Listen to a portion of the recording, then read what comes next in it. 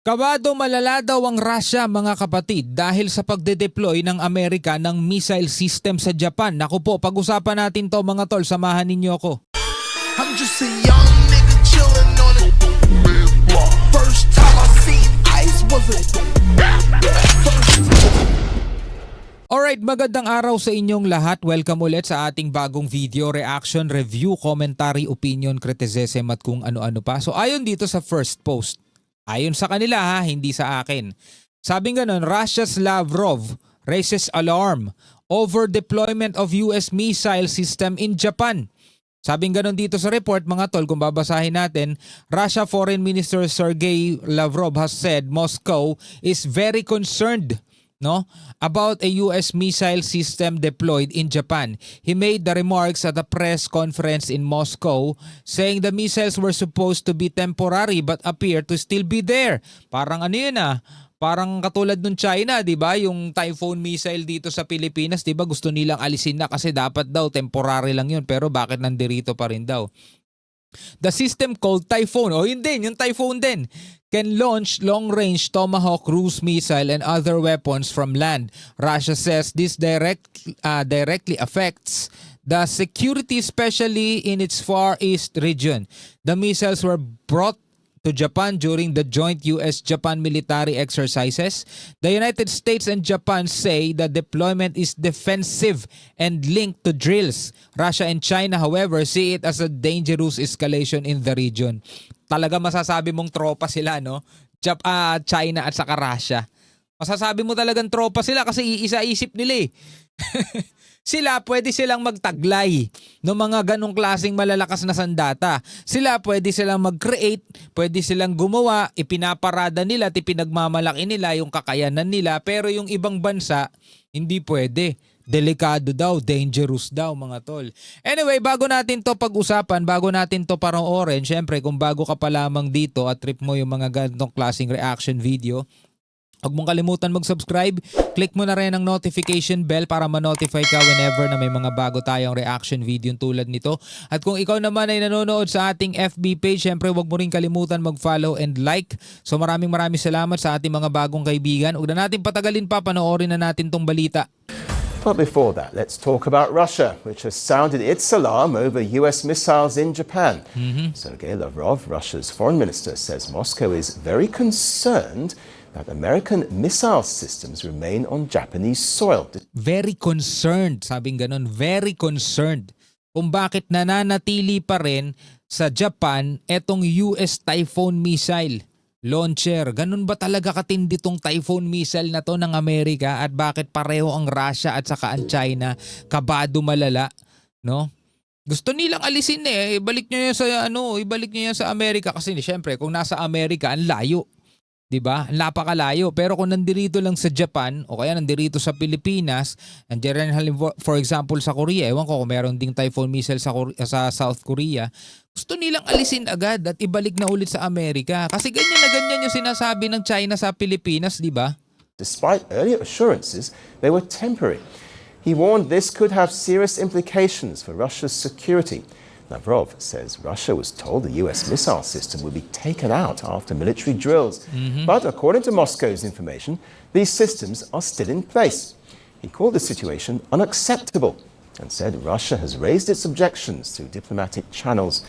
Lavrov went further, linking the presence of these missiles to what he described as a troubling trend of growing militarization in Japan and deeper military cooperation with the United States. So ganun din sila, no? Katulad ng China, mga tol. 'Di ba? At katulad din pala ng North Korea. Actually, magkakaibigan sila, no? Yan, 'di ba? Magkakaibigan sila si Kim Jong-un, si Xi Jinping, si Putin, 'di ba silang tatlo yung magkakasama. Sabi nga gano'n ni Kim Jong-un, kapag nagkaroon daw ng nuclear weapon etong Japan, malalagay daw sa peligro ang sangkatauhan. Ganon katindi mga tol. Sabing ganon, kailangan daw pigilan ang Japan na mag-militarize, kailangan pigilan sila na maibalik yung kanilang militar. Kasi mga tol, sa mahabang panahon, hindi talaga naging aktibo ang militar nitong Japan. Mula nung natalo sila nung Second World War mga tol, talaga nanahimik to. Pero hanggang ngayon mga tol, bakas pa rin. Makikita mo yung trauma dun sa mga bansang to eh. Bakas pa rin sa kanila yung kung gaano naging kalupit itong mga Hapon. Kahit na marami ng pagkakataon mga tol, nakita natin talagang pinagsisisihan ng mga Hapon yung ginawa ng mga nauna sa kanila. Noong mga panahon na yon, di ba? Marami ng beses na gumawa sila. May mga video pa tayo na panood nun eh. Humihingi sila na sorry, nagbayad pa sila ng malaki. Ayaw lang ipakita ng China yun eh. He warned this goes beyond military drills. US Typhoon missile launcher in Japan sparks Moscow protest. So nagpo-protesta ang Russia. We are following the unfolding of the military and strategic cooperation between Japan and the US.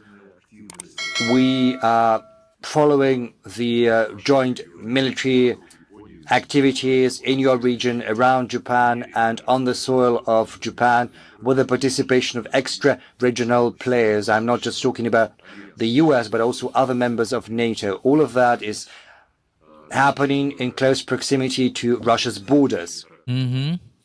Medyo ano sila no, talagang ewan ko kung bakit hanggang ngayon matindi yung trauma nila rito sa Japan.